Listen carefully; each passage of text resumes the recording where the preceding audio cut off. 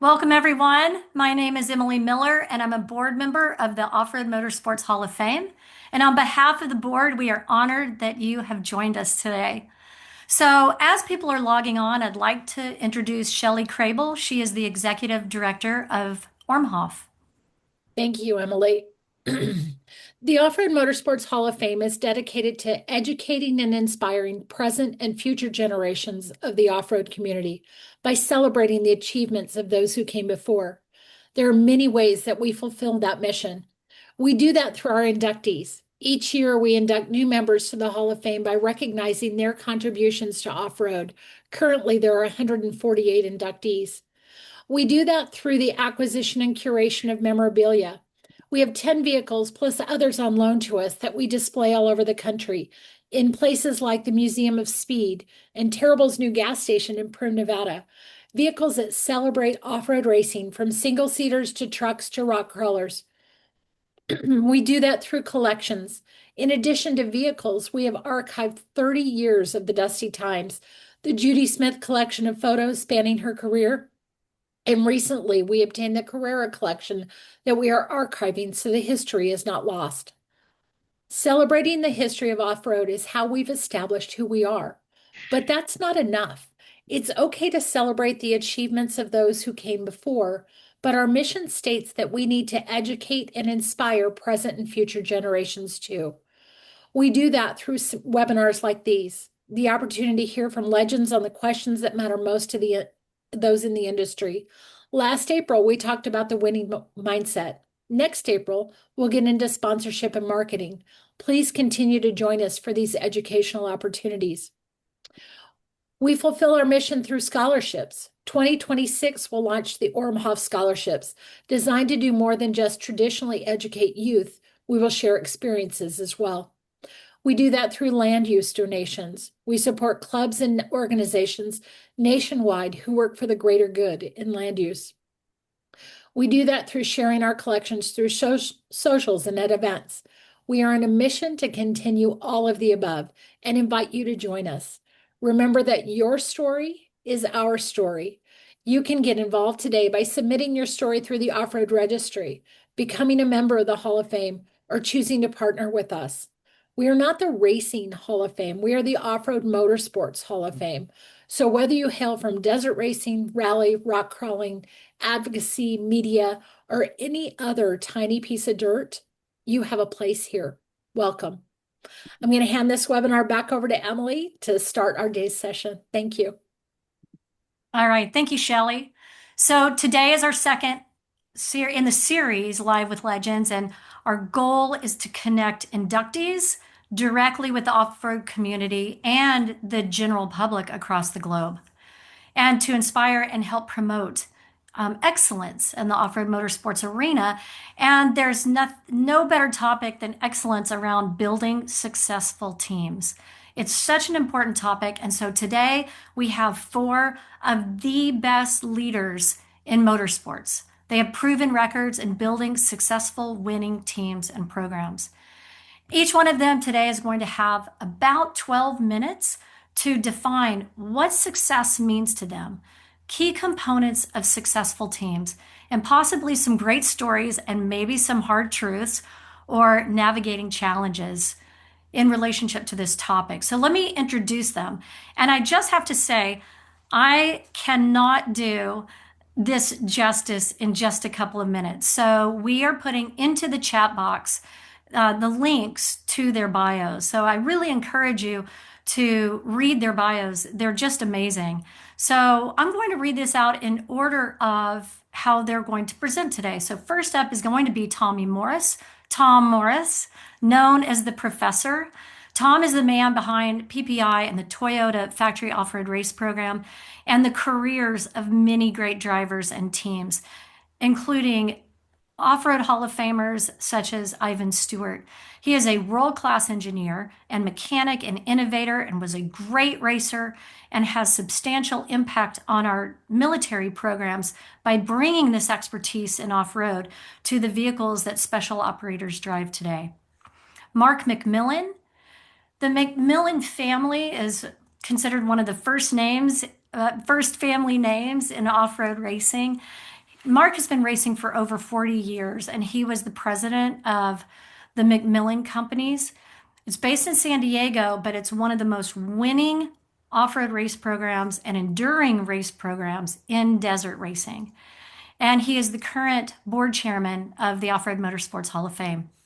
Scott Taylor is a short course racing legend. He's based in the Midwest, and his race career started in the early 70s and has spanned over 40 years, including 18 championships. He's known not only for being a winning racer, but a successful force within the race community, including building future racers and being incredible to work with by the sponsors and for the fans. And presenting fourth is Cal Wells. And starting in the 1970s, Cal built the successful, impactful PPI and has been a major force in the motorsports world and the off-road motorsports world, including Toyota's IndyCar program, NASCAR programs, and has a resume of success far too long to list here. And he's employed some of the most notable drivers and pros in the motorsports world. So we're very fortunate. So thank you all for joining us. And throughout this program, please use the chat box to submit questions. At the end, after each one is finished, at the very end, then we're going to open it up to that Q&A. If you have a question, I'm sure there's someone else that probably has the exact same question. So don't be afraid to go ahead and log that into the chat. So with that, Tom, take it away. Well, you're muted. I tried to follow your directions and be muted, so I'm sorry about that. Um, your topic, building a successful team, and it took a lot of thought on there and where people have started, where they end up. The bottom line is you have to be financially responsible, you have to find good people, and you have to have a goal of where you want to be. I mean, to us at the PPI, it was literally take no prisoners. You couldn't get caught cheating. We didn't cheat, even though everybody thought we did. We didn't. We followed the rules as close as we possibly could to not have any issues there. So you're trying to find people, tough one. Friends of friends, pirate them from other teams. I mean, we had one guy who's been hugely successful in the off-road market. Russ Wernemont came to us and said, "Hey, can I come work for a week for free?" And then after that week was over, he said, "Hey, would you mind hiring me?" He ended up being one of our toughest competitors, built a bunch of cars for Scott Taylor with Scott. And so, number one, you got to be realistic where you're going to be with money. And a lot of times people are racing in a class they shouldn't really be in financially. In other words, you don't jump into a trophy truck and have to write checks for hundreds of thousands of dollars along the way if your budget's really for a UTV. And so, probably one of the most struggling things I've seen over time is people racing a class that they can't support financially or time wise, or more importantly, their skill set. These days, when you're trying to build a team, many times it's a multimillionaire comes around. The cost of entry into off-road is how big is your checkbook. They can buy a trophy truck, they can buy all the support equipment, but what they can't buy is the talent behind it. And if you're one of those people that got hired on as that team and you're trying to work with that individual that doesn't have the skill sets to drive, but he does have the money, you have to work through a very sensitive program of getting them to understand where their limitations are without hurting their feelings, and you get fired. So when you walk through this building a successful team, you have to be financially sound in what did you do to build a budget. And people always ask me, "Oh yeah, I want to go race." "Well, that's great. Have you done a budget?" No, no, no, no. I got this all handled. I got it figured out. Well, I'm not going to help you to build a budget. And that's one thing that I think Cal and I, our shortfall sometime in the beginning was not really building a budget of what it was going to cost to go race. So every year in the beginning, we spent double what we had coming in. You know, you got 180, you spent 320. All right, now we got 320. Well, you spend 740. And it just snowballs because you didn't do a proper budget, but you wanted to impress the sponsor, which at that time was Toyota and these other people, what a great job we could do. Little did they realize we were going underwater even worse every year. Fortunately for us, Cal and his prowess with the management Toyota and their faith in us, they kept bumping up our budgets to where we could keep up with it financially because we didn't have deep pockets. So it's some of that You want to build a team, you got to be able to win. If you're trying to run in a trophy truck and you've got the speed of a class 7 car, go back to a class you can win at and be successful at and build the stair steps along the way. Mark McMillin and his family, a lot of his kids start off in small cars. They got that seat time. Rob McCachran, he was a car hop at one of the casinos in Vegas, race class 9 cars, these little teeny little things. He learned how to finish, he learned how to win. And that's really some of the strategy of how do you want to be successful? The only success there is to be able to win and not be bankrupt at the end of the day. And so, whether it's a well to do benefactor, in my case, I met another guy, Steve Kelly, along the way. He met another guy, Jim Hart. It funded it all. I met Cal. He said, "Hey, you want to come be part of this? Isn't this great?" And one of the first things he did the first day I walked in there, way back when, he pulled a $20 bill out of his pocket. There was a back door that was big roll up that was open.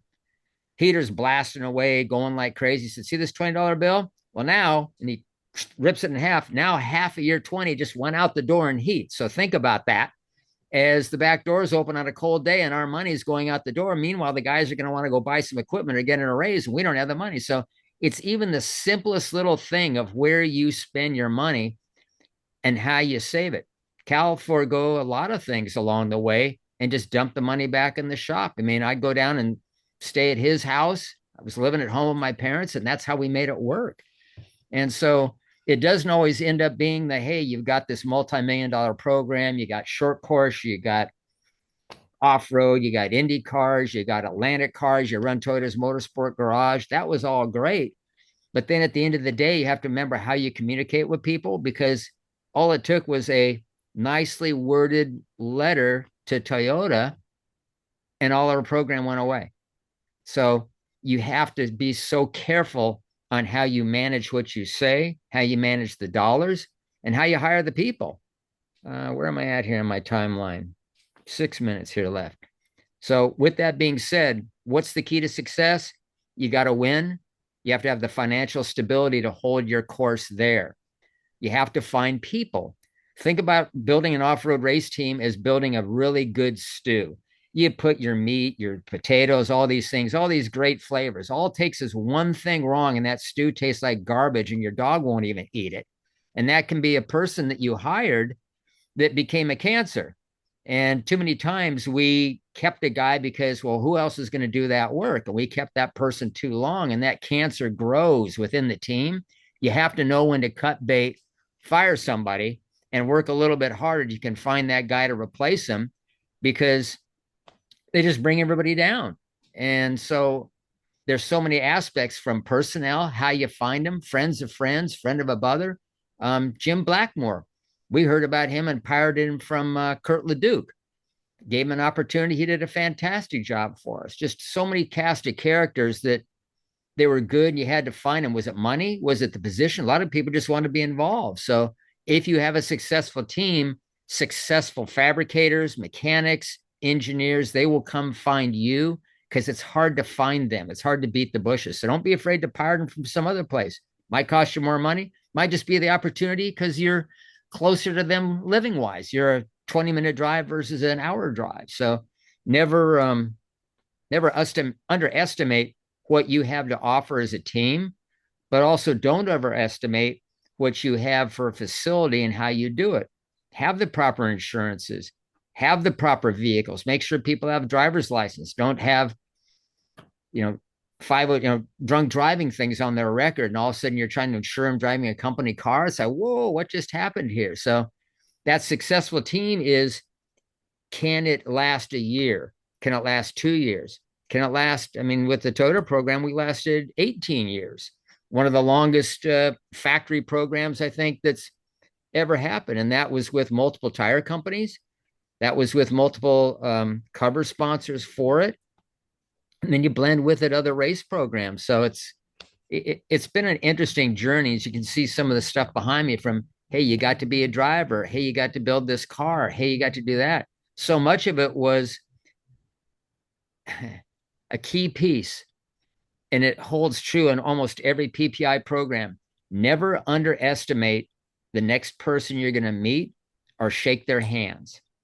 And that has held true throughout my whole life of when one door closes, another opportunity opens. And I've been blessed since I was a teenager till 71 that doors close and doors open. And all you have in life is your reputation. If your reputation is garbage, you're not going to transfer. If you are known as a loyal person that was honest and told the truth, you can go a long ways. And so, in that, hard truth, it's a hard life. I mean, I still work 6, 7 days a week right now. I probably shouldn't be. My wife complains about it sometimes, but she's also my best supporter. And part of that in being successful, find the right relationship, whether it's in life with employees or it's your personal life with your loved one that's going to back you up and keep the lights turned on and the property taxes paid so I can screw around in valve shocks and go to Toyota's proving grounds for a week or go off with the government somewhere. Somebody has to keep the lights on at home. So it's more, it's such a balance of personal, business, relationships, um, sponsors. I don't know. I wish I had a key piece on this. Is there something I'm missing on this, Emily? I'm trying to get it all together there. I think you said about everything. I mean, what a great packed 10 minutes of truth. Yeah, that was Tom. That's Yeah, I'll give Cal 2 more minutes on his end because he'll need it for sure, but he can expand past that and what he had to do going down to the corporate headquarters. And we need this. I mean, the managers of our programs, Les Unger, who just passed away recently at Toyota, he was our strongest advocate at Toyota that got all the upper management involved. And we'd go to a race and we'd have to have 3 helicopters, one for a medic and Cal to make sure that we weren't going to hit a bus or a cow, and then one full with BFG engineers looking at this and that, another full of Toyota people. Even following the pit volunteers, the Baja Fools that we found through somebody else. Um, Wide open Baja. Probably the toughest thing we ever did was a point to point, Ensenada to Cabo. 20 cars, all 20 cars finished, a record that nobody will ever meet as far as I can ever think. And that was just having 200 and some people, planes, trains, buses, automobiles, helicopters, moving people around. It's like 120 drivers. Think about managing that. So it all comes down to managing people, their skills. Another piece of it too is if you're working with different people, whether it's a customer or a racer or your employees, you have to manage their expectations. They're not mushrooms in the dark. You can't hide them from what's going on. Keep them up to speed as much as you can with stuff that you can't always open up the door on the confidential information necessarily, but they have to feel part of it and how to grow it. I mean, they're your biggest asset. I always want a guy that wanted my job because then I could do something else. If I got stuck doing one thing all day long, I couldn't help go where we needed to go. So I got to teach a guy how to do the gearboxes, how to change the tires right, how to groove the tires, how to fix the steering box. And we did everything in house. So we had to train those people on how to do it. So I could move on to do something else. And I did a lot of the stuff in the shop. So Cal would have the time to go find that money. Without money, nothing happens. It's dead in the water. Thank you for that time. And hopefully I've done Mark some justice here as he steps up next. well, that was great, Tom. And you said so many key things, but budget, doing the work, it's hard work. Having great people, and that also successful programs help bring in great people and great programs and great partners. And yeah, there's so much said there. I really appreciate it. Mark, how do you follow up with that one? Well, I've been chasing Toyota for a lot of years, so I'll follow up. Can you hear me now? We can hear you great. Okay, great. Hey, Emily, thank you for joining the board of directors at the Off-Road Motorsports Hall of Fame. And Shelley, thank you for being our executive director. And this is just one more thing that we can do, and hopefully it makes a difference in people's lives that we touch today. And Good choice on the monster shirt, Mark. you know what? Thank you. Yeah, Luke told me to put it on. So, but anyway, thank you, Tom and Cal and Scotty for joining us today. So I received your email and thank you for doing this. And I'm going to break it down in just to a couple of definition of success. We got to be happy about what we do. You got to have some self-satisfaction in the fact that we're giving time and money, all those resources to off-road racing. And our family built a lot of homes. We built between 500 and 2,000 new homes a year, every year. And that's what afforded us to be able to start going to the desert in 1971 and actually watch the first Baja 1000. Not the first one, but our first one that we watched was 1971. And then my dad and I raced in 76, and we've been doing it ever since. So success is having fun with my family because I do have sponsors. Thank you, Monster, BF Goodrich, and others, Method Wheels. But having fun with my family. We can't do this if we're not having fun and all the family around us. Um, Winning is what you're after. But before that, I would say our definition of success is being recognized as one of the top teams, always being a contender. There's those McMillins. They stand a damn good chance of winning this race. Instead of, oh, there's that guy on his trailer. Hope his truck gets off the trailer again. You know what I mean? Um, we have to be recognized as a top team, which we have. I'm you got to be very proud of everybody who's associated with us, that's going to the races with us, whether if it's my drivers who are my boys or the other drivers we bring in, co-drivers, our sponsors. Very proud of all of our sponsors. I got to be proud of my shop personnel and all of our pit people that go to assist us. Sometimes there's up to almost 100 at the Baja 1000, and when it goes peninsula. I'm tough. I don't bring back people who didn't act professionally, people who didn't represent me and my sponsors and the sport and scores professionally, because that is representative of all of us, and I don't bring one bad egg back to the race. VP and Baja Designs also are very good method wheels to us. Um, you asked me to tell a story that kind of sums all that up together. I could think of one. My dad was very quirky, was very uh, passionate about this. When we started racing in 1976, we pre-ran a lot. We took people down and showed them where they were going to pit. We made a big family company thing out of it. We camped a lot. And I'll remember more than one or two races in the late 70s when we had mechanical problems. And, we'd get a car out of Mike's Sky Ranch that broke a transmission. We'd get it back down to Valley T. And, my dad didn't load it on the trailer. He told me to drive it all the way to the finish line through Ojos Negros. I said, the checkpoints are closed. He goes, we got people that have been sitting out there all day waiting for you. Drive that car to the finish. And we did. And it was more seat time I got. And um, he didn't, my dad never gave up. We'd finish them even if it was after the checkpoints were closed. Um, Recipe for success, dedication and hard work. A lot of dedication and a lot of hard work. And I think you see that out of not only my nephew Andy, but my boys, Dan and Luke. Luke is into this up to here and lives it and breathes it. Um, and discipline. We got to be focused on long-term goals, not just the next race. We of course we want to win the next race, but we got to be focused on the long-term goals and have a lot of discipline. We create a team here, like Tom was saying.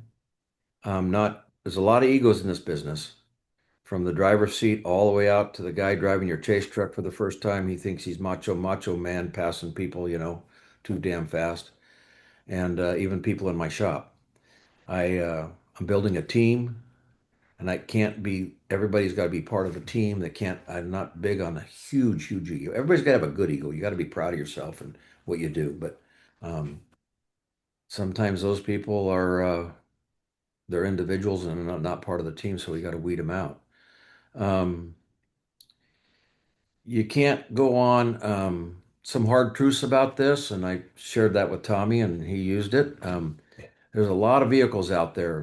The Geyser brothers, the Masons, the Brenthal brothers, and others who I don't remember, but you can buy a good vehicle today that will pretty much get you down the road in good fashion. The shocks are tuned, the springs are right, and but what you can't buy, and the side by sides, you can't leave the side by sides out of there. Polaris, um, Can-Am, the speed vehicles coming around, but those other vehicles are extremely competitive right off the showroom. But what you can't buy is years of experience. And you got to be, we all grew up in the desert. My kids learned how to drive a dune buggy. They could drop a clutch on a dune buggy at 7 years old and shift gears. And they got hours and hours out there and all the pre-running. Um, some of the challenges was the last thing you gave me to talk about. I think the biggest challenge in our sport today, take away the expense part of it. Okay, we all know what it's costing. It's costing more than I'm willing to, uh, that I want to right now. That's for damn sure. But I think the biggest challenges right now are the supply chain and the quality control. Just because you bring in a part, and I won't mention individual car parts, but there's a lot of them that we bring in from third parties. The quality control is not there. We're doing ourselves. We're asking what batch of alternators or uh, steering boxes was this from? What batch are the axles from? The actual material. Because we're finding we don't want to find our weak spots in the desert on race day. We want to sort that out here in the shop and sort it out testing. Um, the supply chain is not as good as it, maybe it's never been good. My dad never trusted it. He always checked stuff and tested stuff. But we test a lot of that ourselves in here. We were finding Timken bearings that are aftermarket knockoffs. Can't believe that. Yeah, they're in the orange box. They say Timken on them, but Timken will say they're not theirs. And so that's where I'm at with that. Is how much time have I got left? Well, you have a couple more minutes if you Okay, well, want. what do you want me to? Um, Um, I love the story that you told. So, one takeaway that I got was that you really have to make every person on the team feel part of that team. oh yes, definitely. My dad, yeah, well, so do I, and I think so does Luke, and so does Daniel, and so does Andy and Scott. I mean, we got people that have been with us for years and years. Um, the problem with that is age, and now we're going to the 42-inch BF Goodrich, and none of my buddies, including myself, we can't lift the damn thing. Okay, I could lift a 37, 40 maybe, but so we have a lot. We try to make everybody feel important, and that goes back to any business. My dad never underestimated the importance of a guy on the job that was a laborer versus a guy, the architect that came out who had 14 degrees and thought he was more important than everybody. We treat everybody at the races the same, and uh, you know, try to put them all in beds. That's getting hard to do with the price of Baja, and Baja's getting more expensive too because all the decent hotels now they all want a 5 or 7 night minimum. And anyway, um, I have one question for you. go Do you ahead. have an organization chart that you follow and a roles and responsibilities kind of laid out documents for your roles? And do you We go over have that? yes, everybody knows here at the shop. I got 7 guys in the shop right now. Okay, everybody knows what their job is, and they know what their job isn't. Okay, Mhm. but more importantly than that, I talked about under recipe for success. I said discipline. We're very disciplined on how we prep our trucks, on how we tear them down. I don't put 13 volunteers tearing the thing down. We learn a little bit about our trucks when they're coming apart because you forensically do it, even if it hasn't had a problem. Just making sure, tear everything off and throw it in the solvent tank. You didn't learn anything. But we have probably the most detailed, I know for sure, um, regiment of putting trucks back together, what the how the alignment is, what the toe in is, what, and we have pages after pages of it's a big secret document, and it's super special. And we learn from that, and we keep improving on that. I'm sure Cal has that with NASCAR. I mean, they don't just assemble cars willy-nilly, and they got a new guy install three, and he assembles the 23 truck or whatever it is. But I think we've applied that to off-road racing, and I've heard from our engine builders and uh, the transmission guy who visits our shop often. He goes, "Yeah, you guys are kind of at a level that it needs to be, and a lot of shops aren't. They're, people buy these expensive trucks, and then they got guys prepping them like they're going to the sand dunes on Friday night." Um, and they got some new guy in the shop that thinks he knows more than, this is the way I do it. No, no, no, no. This is the way we do it. And we're very careful not to run the newest of anything. Um, somebody bring us a new something, said, there it is. I said, well, my dad would say, put it on a pre-runner and then we'll see how it does. Okay. We've been running this component on our race cars or our buggies. We had a lot of Chenoweths and a lot of Gemcos. Those are great manufacturers. But I can't say enough about these Mason trucks now. But we just still, and there's a new, I just sold Daniel's Mason truck, the 23 truck, because he's going to start racing a spec truck with Bryce Swaim. And I got endless emails and texts mainly. So you're in on the new gen for the Mason truck. I said, nope. Let's give that sucker. I'm sure it'll be successful. Robert and Neil know what they're doing, but not me, not yet. So the one we have, the 83 truck's working pretty darn good. Luke's won four out of the last six Baja 1000s. Um, he almost got four in a row, which he told me I never did. I said, you're right, but I got five and you only got four. But he's 28 and I'm 69, so I think he's got a couple more in him. The Well, Baja Mark, thank 1000 you. is what we gun for. Everything we do all year long is for the Baja 1000. And I think I'm just going to brag. My dad would be proud. I got five of them in the 80s. Andy got five, or no, I think he got six Baja 1000s. And Luke's got four, and that's 15. We've been in 49 Baja 1000. This was our 50th year of racing the Baja 1000, but we missed one in '08. My mom made us miss it. There was a lot of stuff going on down there, and there still is. But if you be careful, I think you're in good shape. My mom made us miss it, so we've been in 49 of the 50 that we've since I started. That's Great. 30. We won 30% of the overalls on the ball and thousands that we've entered, and Wow. that's nobody's going to catch that. Well, We're Mark, one thing that I think you make clear is it's not by accident.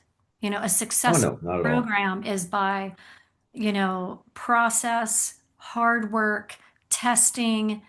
Like you said, if I ask Discipline. any questions that, dig in too much and you can't tell No, us not at all. the sauce, that's great, but up to any of you. But yeah, it's clear that No, it's we're family, but it's very pro. yeah, it's a very professionally run business. Yeah. We still write off a little bit of our the big blue M, which I have behind me, and this car right here is my dad's last ride. That's my dad's last ride, Mm, September of 2025. wow. So Well, thank Mark, you. thank you. You're I'm very welcome. Yeah, Thank I'm going to hand you. this on to, but stay on tight. And everyone, I'm not seeing any questions pop up yet in the chat. And I'm Ask me going a to be question, thinking of somebody. about 5 questions. So if you have any feedback, if you want to ask and see if Mark will let anything slip on his race program that he might be willing to There share. are no secrets to this. It's Um, hard work. and with that, Scott Taylor. Now, Scott Taylor is joining us by phone. But Scott, if you want to go ahead and unmute, take it away. Well, I'm glad to be here, Emily. Can you guys hear me okay? We can hear you great, loud and clear. All right. Awesome.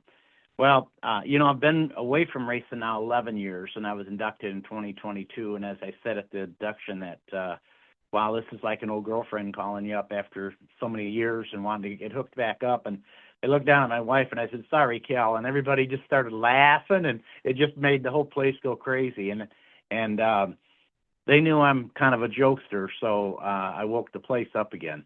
But you know, I gotta say, from the very, very beginning, that I think it's real important to know that if you want to do anything bad enough, you can do it. And I didn't come from deep pockets. I come from two hands that work really, really hard. And a machinist for many years at an aviation company called Sunstrands, and then left that company, went upside down, and I said, "What am I going to do now?" And I'd already started off-road racing, and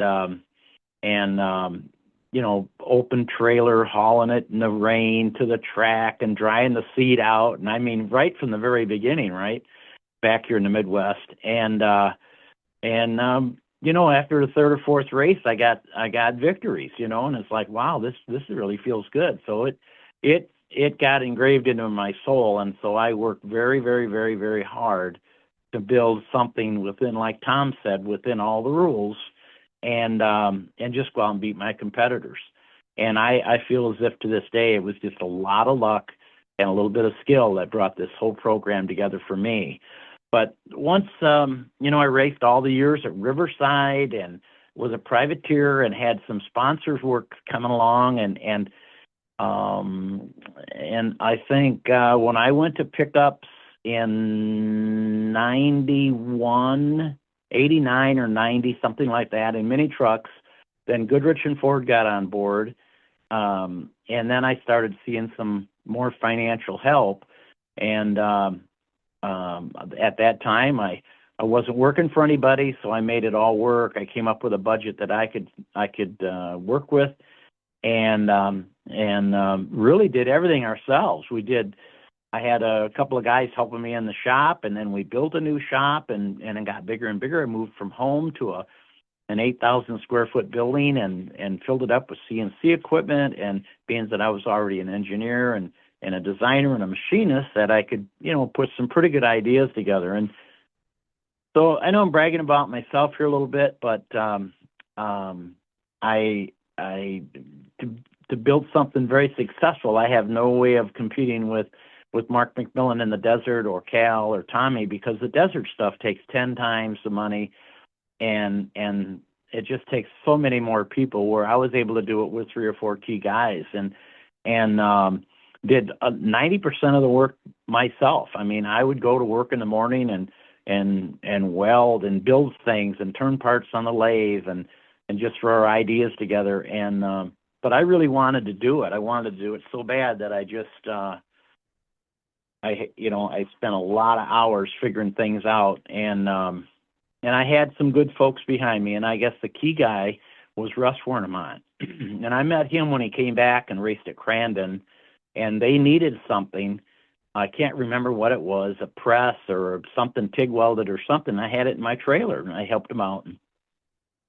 And Russ and I become good friends, and then it was time to step up and get out of 7S and get into a bigger truck. So I had my sights on Walker. Walker was the competitor. I loved him to death, and he's a love-hate guy, but always got a good with Randy and Walker and Big John and all those guys and Whitey, and we had a really, really good time. But it was time to build a Class 8, so I built one like the Venable truck, and Russ was on board helping, and we were a pain in the ass to Walker, and it was quite a ways down the road before I was able to beat him, but we finally beat Walker. But that was one of my goals, and I gotta say that again, if you want to do something bad enough, you'll find a will and a way to do it, and that's what I hang a lot of being able to get into the Hall of Fame and being honored to be one of those guys is because of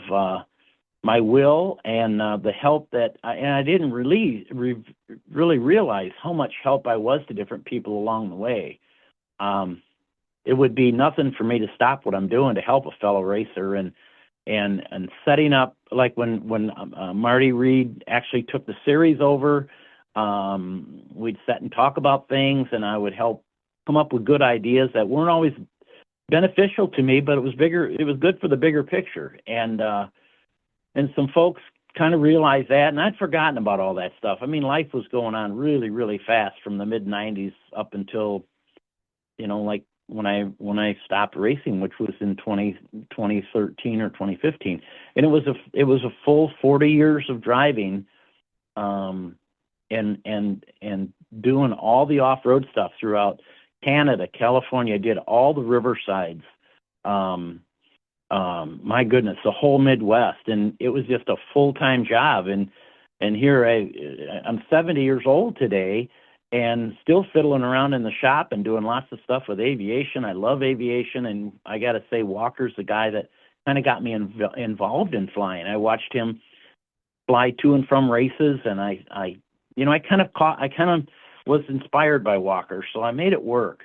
And but more importantly was the guys and people that were around me, and the help that I got. I'm throwing ideas back and forth, if it was about steering or suspension or shock design or engines or transmissions or track bars, whatever it was. Russ and we worked like two peas in a pod, and I'd be thinking it and he'd say it, or I'd be mentioning it, and guess what? He was thinking it. So we worked together as a team. It was unbelievable. And I don't know what more to say about all of my career, but it is important to follow your dream, and if there's a will, there's a way. Of course, great sponsors and being honest to everybody is really a key. And I pride myself on staying within guidelines of, like Tommy said, with rules. And I never was accused of cheating. And when I was getting close to a line, I'd get asked about it, and we'd talk about it before I'd do it. And I can remember one time, it was kind of funny. We didn't make weight, and the fellows in the scale said, "Go back and do your weight for your percentages."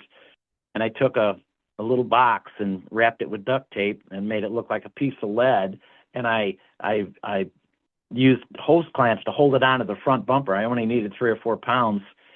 And I came back and made weight. We did something else. We didn't really want to tell anybody what we were doing. And the one guy came up to it and thumped it with his finger, and he goes, "Wait a minute." And we weren't cheating. It was just I had so much fun. And you may have remembered that, Tommy. It was at Antigo, but it was so much fun, the years of all that kind of horsing around. But we really did race very competitively. Crandon, I was the first guy to ever win against the 4-wheel drives and the Governor's Cup, maybe, and then the big Cup race. I won that twice. And then there's been a few other 2-wheel guys drivers now that's won against the 4-wheel drives, but it's just getting things figured out early. And I had the one Mobile One truck that you drove from the center, and everybody thought it was, illegal.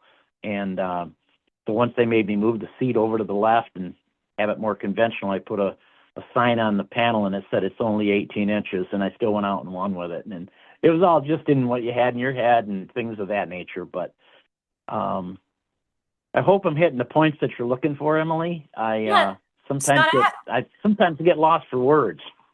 No, it's great because you have so many good stories. And one question that I do have for you is in short course, you have a smaller team, where desert racing, might take a lot more people, a lot more paid staff, volunteer, but you're so capable with your skills, from doing all these components.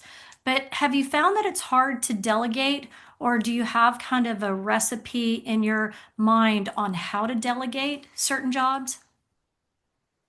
It is. It's borderline being micromanaged, micromanaging guy. I don't have a lot of drawings. Some of my stuff comes to me. I'll wake up in the middle of the night, and I've got a pad and paper on my night desk, and I'll write something down and go back to sleep and then look at it the next day. And I can't tell you how many notes I've done like that. But I ended up with really good equipment, and I can do things like I feel so much faster than I can do something quicker than I have to stand there and tell somebody how to do it. And I have had some guys that were very good, and it got to where I would give them a chore and check it, and the more they did it right, the more I give them latitude to help. And but you're right, it is hard because I've done that my whole life. I restored a $500,000 airplane in 2.5 years, where normally it takes people somewhere between 5 and 7 years to do it, and won an award at Oshkosh. And that's just I'm just crazy hardworking guy, and I work with both hands. Some folks ask you, how do you get that done so quick? Well, I worked with both hands, not just one. And but it is hard. It is hard to give somebody something else to do. Yeah, and especially when you start it yourself and you just work so hard to build it up. Scott, I want you to stay on. Mark, is that a question? Did you just raise your hand? And you're on mute. I want to know where Scotty hid the weight. What's I'm not telling you. No, all it was. It's over now. I know it was just the way that our shock lock worked. So we back in that day had a shock lock in the front end. So just like motocross guys have got. Yeah, So you ride set height, the front you end cheater. on a lawn. That ain't cheating. That's not really cheating. You changed the lock and it changed the scales? It does, yeah. I'll be damned. Yep. It was hard on a whole shot, but it did get you to make weight. And then the car had to make weight at the end of the race, and it surely would because your fuel burnout. I don't know, Scott. We bought that cheater truck from you. There was all kinds of cheating stuff. I'm kidding you. It was Scott's one of the most straight guys you can come across. And we had an opportunity to go short course racing back east with him in 06, and we lost an engine. Scott loaned us his spare engine for Jerry Welcho. We went out and won that race, and everybody's like, "Why'd you loan him your engine?" But Scott's a class act. I mean, hard to come across a better guy. Yep. All right, Scott, thank you so much. But hang on, because we have questions, and my bad, don't pose them in the chat. Actually, put them into the Q&A, and we will get to them. So starting to see some really good questions. Thanks, everyone. Okay, Awesome. Okay. you ready? I'm ready. Are you talking to me or are you talking to No, Cal? I think she's talking to me. Cal, you get Cal's 12 got to go first. 12 minutes. Okay, 12.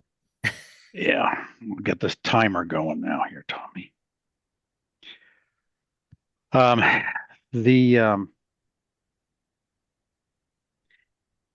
think assembling a team is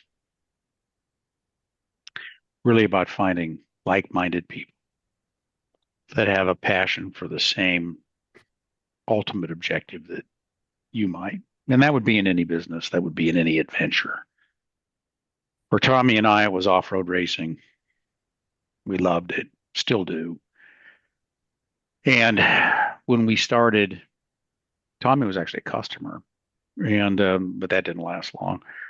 And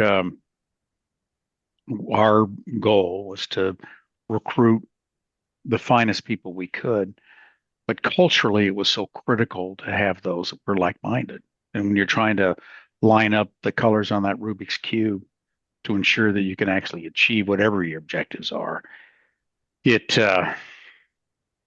critical to have those with passion that are all focused on the same ultimate outcome.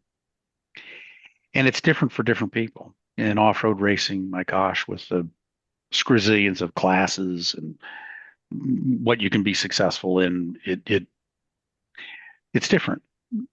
What we enjoy doing beyond the various and assorted categories that we've been blessed to compete in, and there's many, is ultimately wanting to race for the overall, as the McMillin family has, to be able to compete. If there's 400 that showed up, you wanted to beat all 400 of motorcycles, everybody. But to do that, again, you had to have like-minded people. And where I found my greatest success is when I could ensure I was the dumbest guy in the room.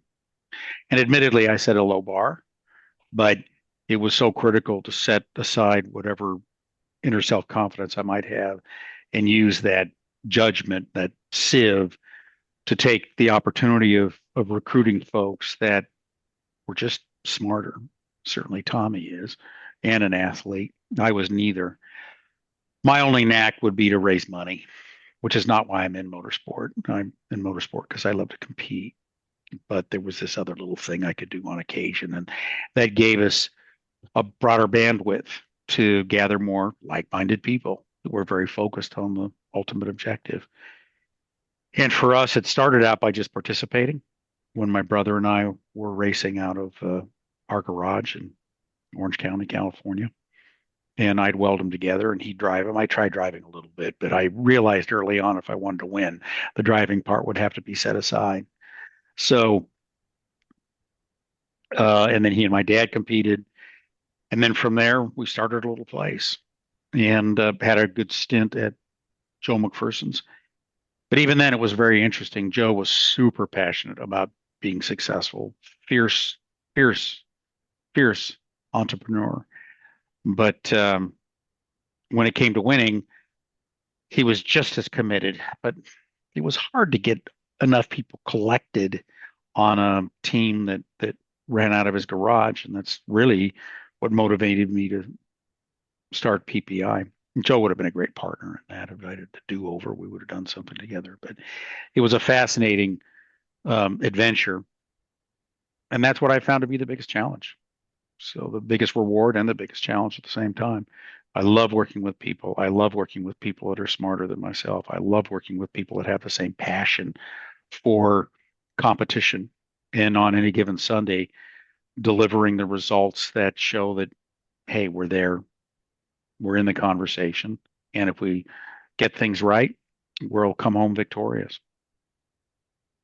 As Tommy's already articulated, so has Mark. It's about acquiring the people that not only share your same vision for success, but also will make the same commitment. Then there's no doubt it is a huge commitment. As Roger Pinsky would say, effort equals results. And there's an inflection point out there where you can burn yourself out. And I bumped up against it more than once. But when you're really, really committed to being successful, you don't stop ever. You'll work 7 days a week and you'll work tirelessly to ensure that the envelope that you provide, the athlete that you can recruit, will provide him everything he needs. With Tommy and I, it was fortunate that we had this guy that used to string fence, and he was extraordinarily talented. And ultimately, we did a little short course thing with him, and he was successful, won a couple of championships. And then when he migrated into our desert truck full time, the rest of it's of legend, but it provided us another opportunity to set a standard that if we were all thinking the same way, and certainly Ivan Stewart did, that we would go down to Mexico and God, I mean, to prepare for the 1,000, and Mark can certainly articulate to this because the McMillins are the most successful team to ever compete in off-road. We've won it twice, once the Loop and once down to La Paz. But the amount of effort that goes into that, we spent 6 weeks down there. A little easier then than it is now. But just to ensure that we knew absolutely everything. And through Ivan's pre-running to every chase road and the detailed maps that we create and the air support that we create and the communication links and the spare parts and everything that it took to be successful. And then we applied that everywhere we went. And again, it allowed us to be successful. But it ultimately came down to a whole lot of really passionate people that, whether it be those behind the wheel to in our most successful time in the desert would be Ivan, or those that would crew chief, those that would be mechanics, those that would manage our aviation, those that would manage our travel, all of it, we all had to be just as passionate. And the old adage that you're only as strong as your weakest link is nothing could be more true than in off-road racing. Mark had mentioned earlier about suppliers. We used to have all sorts of supplier problems, so we just ended up making everything ourselves. Of with the exception of Timken bearings. We did use Timken bearings, but we had to. It was the only way we could control our own destiny. And so, not to take too much time here, but that honestly, I feel is what the pathway to success is finding like-minded people that have the same passion. Hal, I have a question for you. How did you find those people? Did they come to you, or did you go out and find them, or a hybrid of both? And it's a journey. I started with two guys, guy named Ralph Cosmides, that he and I were original partners in PPI Inc., Precision Preparation Incorporated. And then we had another guy named Keith Hickson, and there was just three of us in a little 3,000 square foot building in Westminster, California. And we painted the floor ourselves, we built the benches ourselves, we did everything ourselves. We all had our various talents, but ultimately, if I could drum up the business, then and the business with those that had high quality athletes, it would create enough credibility to hire the next individual and the next individual. And again, it's a people with like passion.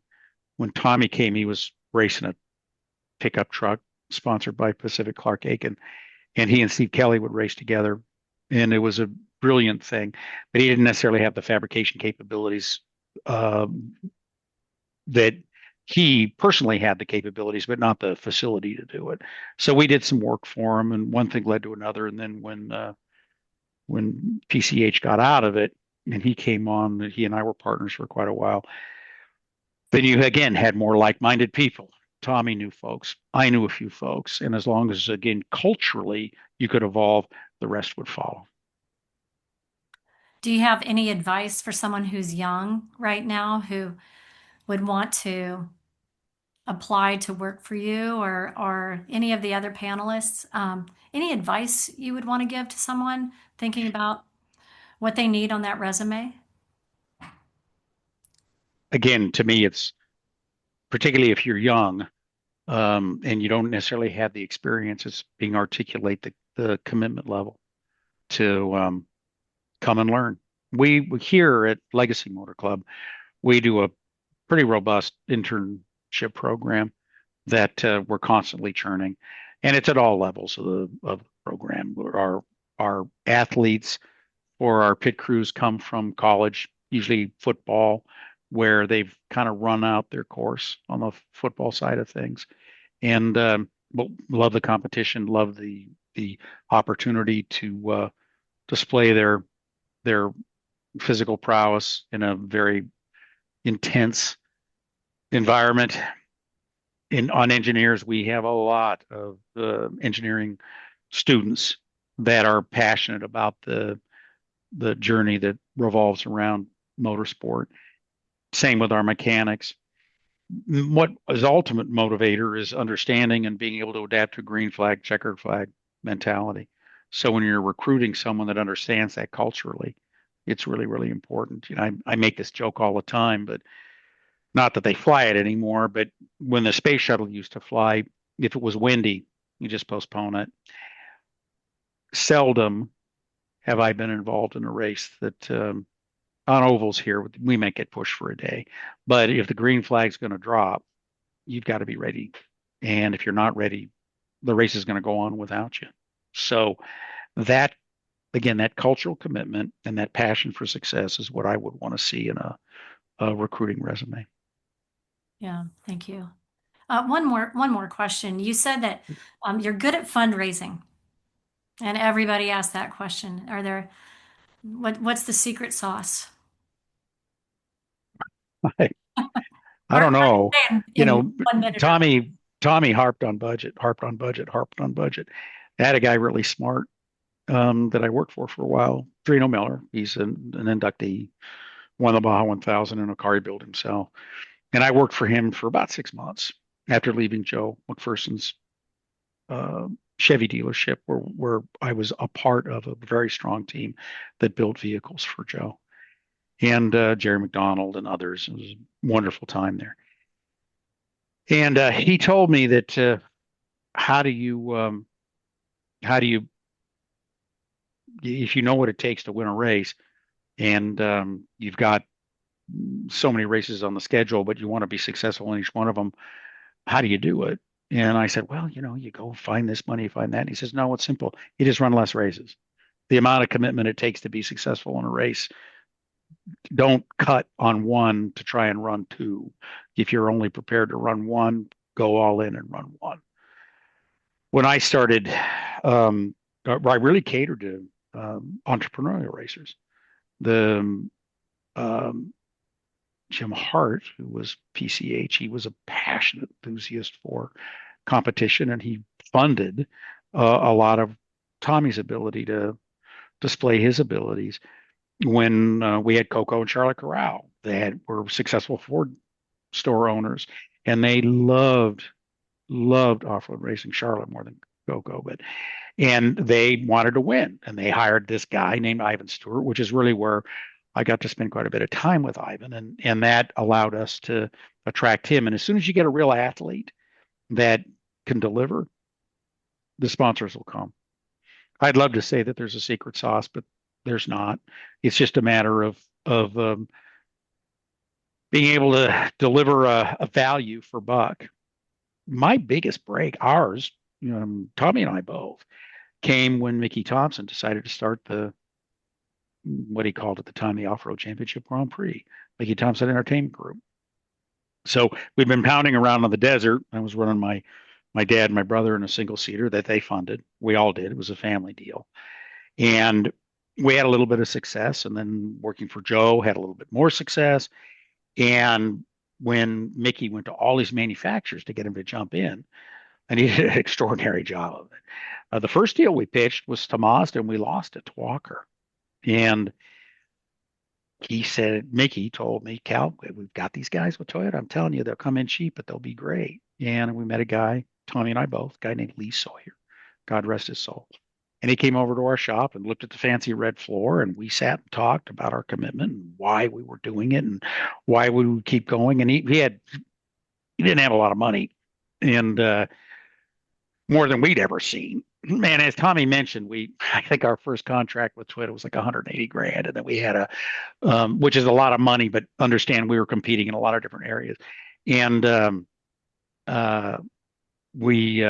they supplied us engines and transportation, and we spent 360 first year, and I brought money from my parents. Tommy brought money from his mom and dad. I mean, we just pouring it in there, and but we won some races, and that Toyota came back and they quadrupled the budget, and that allowed us to build desert trucks, and then that took us to the next thing, and to the next thing, and to the next thing, and then we were able to get a tire deal with PF. That allowed us to get a deal with some other folks, and just one thing led to another, and we were able to stay just ahead of break even. But again, if you have courage to lean in every day, you'll develop a sponsorship base where they trust you. And once you build that trust, that relationship, and Tommy and I were very lucky because Toyota was just up the road, so we could go right to their HQ here in the United States. They're now in Texas, but at the time they were up in Torrance. And we just drive up there and take them to lunch every single week, and you build that relationship and that trust, and that share that vision, and over time, they'll come around. At least that's been my experience. Do you find that people want to try to shortcut that, just shortcut all the processes in off-road, or do you feel Well, I like think in anything, people try and shortcut, and it can be. I mean, Mark could tell you people building houses, they're trying shortcut, or Tommy can tell you in military vehicles, he's fortunately, we're putting people's lives there, but some contractors, they build junk.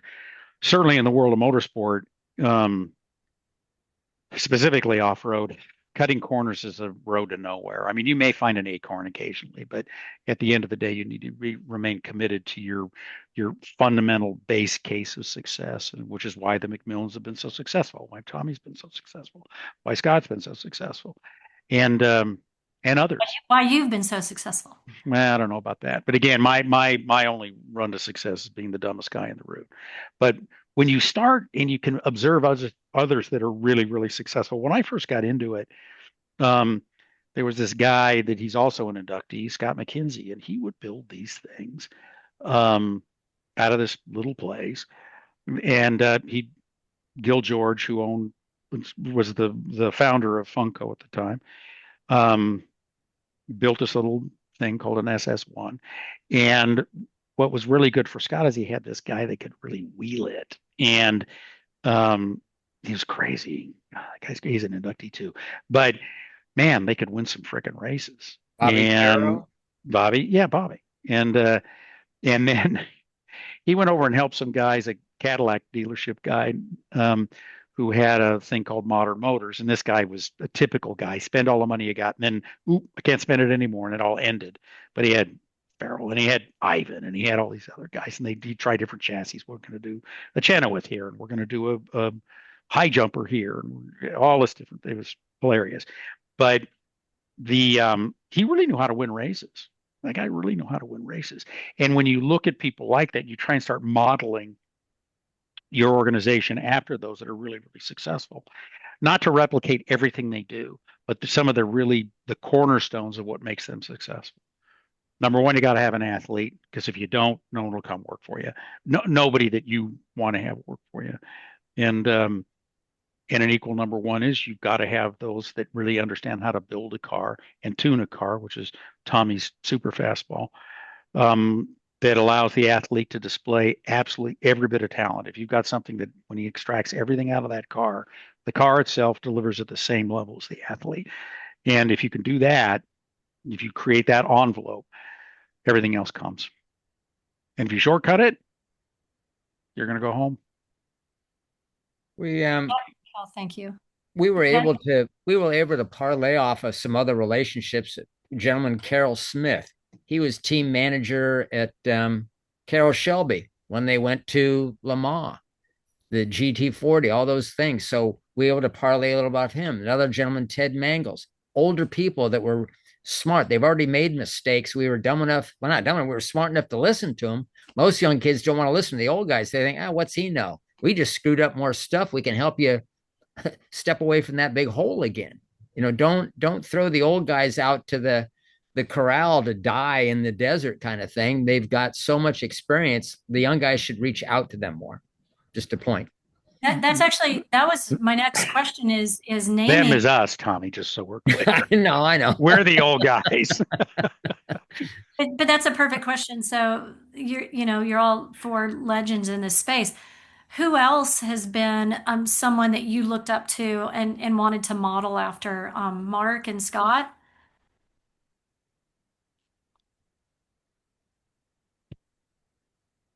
What'd you say? I heard Um, Mark and Scott. yeah, just someone who you really looked up to when you were racing and figuring out how to manage your program. Um, who As a else? racer, it was Parnelli Jones for me and Malcolm Smith. Yeah. I don't know about Yeah, programs. And Bill Strop. believe it or not, we tried to be a lot like PPI. I saw how organized you guys were from the get-go, even though we'd been a few years earlier, but you guys are so organized. And I think we've learned a lot from that. But yeah, I used to go watch I was lucky enough when I don't know how old I was, 14 or 15. My dad took us to Mexico in a Baja Bug in 71 and 72 and 73 before we ever raced to watch Parnelli. And we admittedly so, we'd get in his way because my dad let us drive. He's coming, he's coming, he's coming, and we'd pull over. And I was mesmerized by Parnelli in the day. Boy, I can I echo was that. I was definitely memorized by Walker. Yep. His whole demeanor, his attitude, I remember going to Riverside and I don't recall how it worked out, but I was in Riverside and we lost a front spindle in the pickup truck that we were hauling our trailer out there with. And I had Randy's phone number at Walker's and they said, come on, bring it over here and put it in the lot and we'll help you fix it. And that could be something how I got my whole character from as well, is just reaching out and helping folks. And it's now today, I think we call it good or bad karma, don't we? Yeah. Yeah. What goes around comes around. I think you see a lot of this in Yeah. this people helping other people, and I know our family always helps people. Walker Evans helped me fix a Walker Evans semi. I don't even know who was in it in the day at Hamu, and this race was going to La Paz, and I'd gotten a message down to Cat El Crucero somehow. We didn't have radios and cell phones. Somehow that I was done, and then Walker's guys helped me for 2 or 3 hours. They literally built a spindle. They used the stub, but they built the whole arm. I pulled into my pit down there and had to wake people up to get fuel. That was in 79, 79, I think. Yeah, that's great. Well, Mark, we have a question for you. Actually, a few people do. Oh, Uh, actually, Steve Serapis asked, Parappas. yes, Hey, Steven. why did you decide to get out of the driver's seat? Or why did you decide and do you miss it? Me, why did I decide to get out of the driver's seat? My last race was 2014. I was in a trophy truck. I think Dan was I was racing with Dan. But a couple years prior to that, I had a trophy truck. Daniel had a class one car. Luke had a 16 car. And first and foremost on my mind while I'm driving a trophy truck was how are my boys doing? Are they safe? Is everybody in place for them? And it became very obvious to myself, as pointed out by others, Mark, you got to ignore them. We got them. I said, well, I can't. I wanted to, so I hung it up in 14 and then handed the trophy truck to Dan. And yeah, it was time for me to be a father and a team manager. And I've enjoyed the heck out of it because they've made me so proud. But yeah, if I thought I could drive that trophy truck as fast as Luke can, um, it'd be funner than hell. But I don't know. These trucks are fast. Yeah. So that's why I'm sitting out. But I enjoyed doing what I'm doing. They're making me proud. We have another question. Actually, it's from Nate Hunt. Just as Corky got excited about his grandkids racing, now that you're a grandfather, do you see the future McMillan's racing carrying on to that legacy through the grandkids? Well, I spent Sunday in my yard with Dan's boys, who are 8 and 7. They're driving a razor around my property. Okay. The So future's bright. time will tell with two things. One, I hope we're able to race, and it may not be in Baja. I thank the owners of Score, whoever it might be. It's Roger now, for us being able to do what we can do. I'm surprised it's lasted as long as it has, just due to time. And they're getting more environmentally sensitive down there, and um, I hope we can keep racing in Baja. But if even if it's up here at the hopefully it's not out at State Line anymore. We're wearing that one out, but maybe over at the Battle of Prem or something. The battle at the Rage at the River or something like that with the grandkids someday. It'd be fun. Get them a 16 car. Well, and with that, several people have asked this question. What advice do you have if someone isn't racing but wants to get involved in racing in off-road? What recommendations or advice do you have? How to go Be a about it? team member or to be just buy a razor and Just to go drive? just get involved. Let's say, if they don't have the budget for it, how would you go about getting involved in off-road racing? Well, Find a team, be a pit volunteer, yeah, be a get pit your feet volunteer, wet. or be a spectator. I mean, you got to be a spectator first. To find a team and be a pit volunteer, and I get a lot of that questioning. Can you get the time off? What experience do you have? Are you going to, be a good representative of my team after 10 p.m. at night down in Ensenada? Um, Mark, so how many times did you try to get me to come out and run the 1,000 with you? I've tried to get you to come out and watch the 1,000, not drive. No, I know you wanted me to come out and help. I've watched it all. I would I have want liked to you to, help, but yeah. Your I, your your invitation, Scotty. I keep calling you Scotty. I don't know why. that's okay. I've been Scott, called a lot worse than that, believe me. you and your wife's invitation is always open to come out and spectate, help me chase my boys. All right. Well, I'm gonna have to take you up on that before I die. How's that? Let's skip next year. It's Cabo to Cabo, which doesn't make any sense to me, but I think there's a lot more behind the scenes that we don't know, and some of that has to do with Ivan coming back next year. So I think it's all part of this F1 movie sequel. And nobody's told me Okay. that, but I can start. I'm pretty good at a puzzle. Hey, question for you. And just for everyone who's listening, the next Live with Legends is going to address the topic of sponsorship and marketing. We always have a lot of questions regarding that, and that is going to take place in April. So next year we will have at a minimum, two Live with Legends.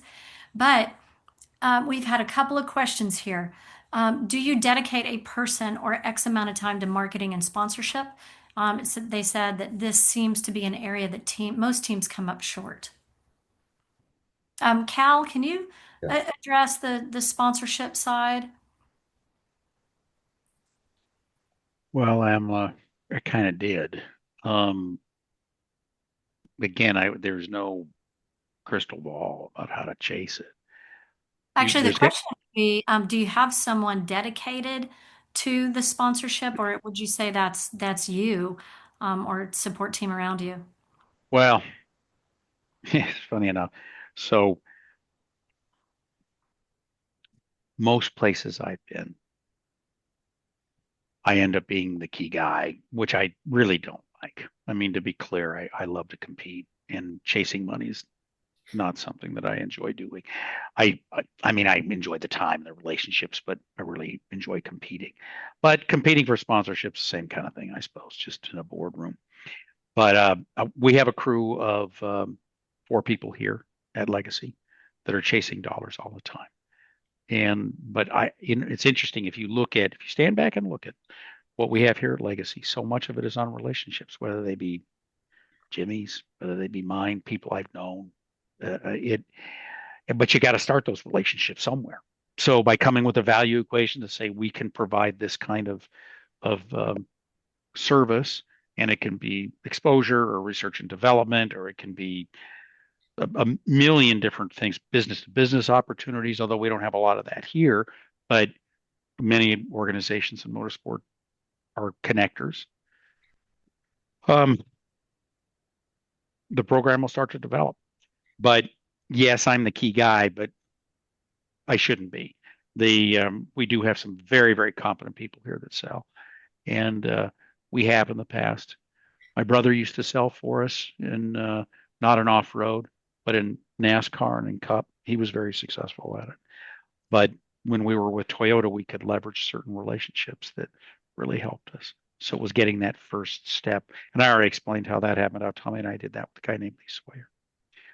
So yes, you need good people to do it, but it's because you hire somebody that says, "Well, I'm going to go out and find you money." What's the value equation? What results are you going to be able to deliver, and why are they even in it? That a particular sponsor, someone that would put money in. It could be an avocation just because they like it. It could be because they feel it will create connectivity to another business opportunity. It could be because they feel that the promotional value alone is um, creates incremental value and credibility, which is critically important to what they can do by just buying an ad. Competing always creates more credibility than just getting a billboard or running, not that there are newspapers anymore, but running ads, running TV ads, being successful and winning the Baja 1000. There's really arguably that, maybe Dakar, a few things. There's just nothing more credible. If you look at what the tire companies do, automobile manufacturers do, the component manufacturers do. Competing in that environment creates credibility that you just can't buy any other way. Right, which the point is to be successful, have a successful team, and that creates more value for your sponsors, right? Yeah. Um, Emily, can I have a minute on that one? absolutely. We don't, we do it ourselves. It's a Mark. It was Scott with Andy, and now it's Luke and Dan. Mhm. They do it themselves. We don't go through an agency. Um, they do it themselves because it's them they want to see and it's them they want to hear from. And I'm not legacy motorsports or raising millions and millions of dollars, but they're sponsors in two kinds: product and money. And we've been getting product for a while. The very first product I got was BF Goodrich tires, and and then that followed with a little bit of money. I won BF Goodrich their very first Baja 1000 in the overall in '86. They've been very good to us ever since. But the first guy that reached out to me and said, "Hey, I'd like to sponsor your boys," I got to give a shout out to Greg Adler and Four Wheel Parts. Now that was 2 or 3 great years. He did a great job, and then Monster stepped in and told us they wanted to sponsor us. So if you do the right things, it might come to you. But keep it's like raising political dollars. You don't get them if you don't ask. That's always hard. But you got to ask. You got to be polite, and you got to ask. And so we do it ourselves. And I think like I did earlier, I thank VP VF Goodrich Baja Designs, Four Wheel Parts, and Method, and BF Goodrich. They still sponsor. They take care of me, but I think we're taking care of them. Also, for the sport, I want to give a shout out to Racing Redefined. That's a new thing. That's a new thing by Chip and Chris Pulvardi. The trophy trucks this year at the Baja 1000 were live. My son's in-car camera was live on Score's website for about 6 or 7 hours. We've heard because other people's weren't working. Everybody has technical difficulties. And Luke's was live for a long time. We heard from everybody, friends, family, people I haven't heard from for years, but including our sponsors. That's phenomenal. And I think what Chris and Chip Pavardi are trying to do for the sport and specifically those all-wheel drive trophy trucks, that they got it in that one space right now. But that's going to help everybody. And when you get views, it's all about views, then you get sponsors. Yeah, thank you for answering that because John Elkin actually had that question about the importance of that. And there's obviously I think great. it's important. At first, I was like, I don't know, but I'm a big fan now.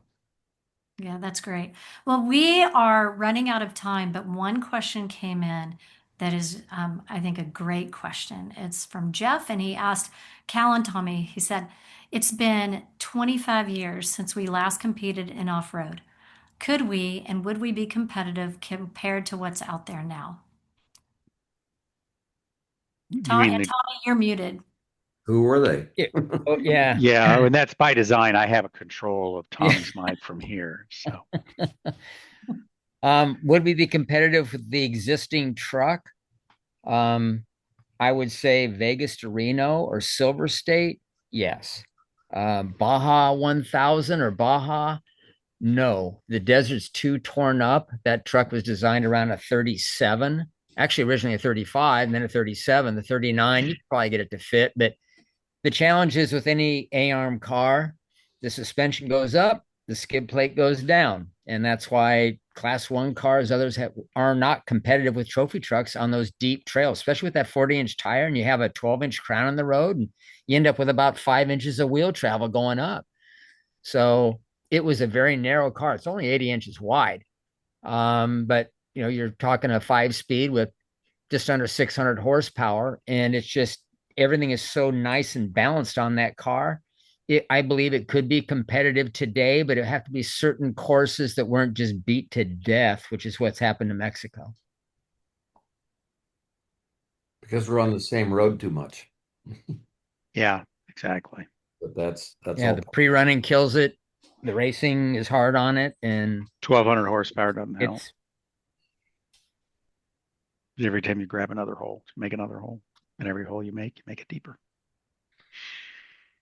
My own opinion is, if I were to approach the question slightly differently, if you could take the Ivan of that era, so let's say Luke, and you had the same team, but a current vehicle, yeah, very competitive. You couldn't take that vehicle now and compete at the pace that a Mason runs. The Mason trucks are ridiculous, and they're like offshore power boats. And other than changing the trim tab occasionally, they're just boom, boom, boom. And we couldn't safely compete against them. So, and he's building another one that he thinks is going to be faster. We'll see, as Mark said, we'll see. But A lot of parts on it, but they're smart. They're smart guys. they're super smart guys, and they'll get it figured out. There's no doubt. I've looked at that thing. My gosh, what a ground missile that thing is. My God, They it's just don't beautiful. want to figure it out for them in the desert. Yeah. There you go. Anyway, that's a very long answer to your short question. It would Well, sure be no, interesting to take another run at it, but our fuse is getting shorter. Other projects have consumed our time. So it's really would become a time management issue. And to take on something else when you're already working 6+ days a week, it's like, what for? Other than just you'd really be neat to do. Satisfaction. There you go. I Yeah. like working. I'm working because I still like working. Yeah. Buying apartments. Mhm. Hey, Cal, I've learned a lot from you today. Seriously, I've always admired you, but I just listened and learned, and you're a good man. Thank you, sir. well, everyone, Not as good as you, but thank you. we really appreciate it. And if you didn't see in the Q&A, so many people said, could have listened to you all day. They really appreciate the stories. There's so many great stories from off-road, but the lessons that you've learned the hard way and through years and a lot of experience, it's really great when you can pass that on, and especially to up and coming racers too. Lessons the hard way. Yep, that's this Yeah. business. There's a Yeah. saying. There's a saying I have pinned up behind me. It's from John Wooden, basketball coach. Failure is not fatal. Failure to change might be. So if you go out and fail, figure out why. Never give up. Amen. Well, perfect words to close on. So, thank you, panelists. You are great. I learned a lot. I took notes, and it's always nice when I think everyone took, some great takeaways from this. And today's talk is actually going to be live on YouTube, and then it'll eventually be on the Ormhoff website as well. And so once it comes out, we are going to follow it up, and we are going to send out everyone a link to the show. And we really encourage you to share it with your friends and your colleagues because it's really great advice. And we really appreciate Ormhoff and the companies and the people that also give to Ormhoff that allow us to do programs like this. So thanks, everyone. And we want you to stay involved with Ormhoff. So join, partner, donate, and stay in touch. But also, March is nomination month. So think about people, take a look at the website, take a look at who's in the Hall of Fame. And if you see a name that's missing that you know is deserving to be in Ormhoff, we highly recommend you to nominate them. They have to be nominated to get in. And if you know people that may not be at a place where they're going to be nominated or inducted into the Hall of Fame, we have a great program called the Registry, which is a great place to tell stories and to recognize people that have made really good contributions to the sport of off road. So, with that, thanks everyone. We appreciate your time. Cal Wells, Tom Morris, the professor, Mark McMillin, and Scott Taylor. We really appreciate it. It's been a great day. So thanks, everyone. Thanks for Appreciate having the me. opportunity. Yeah. Thank you for putting Yeah. it together. Thank you. Yeah. Thank you. Appreciate it. Take Bye, care all. everyone. Bye bye.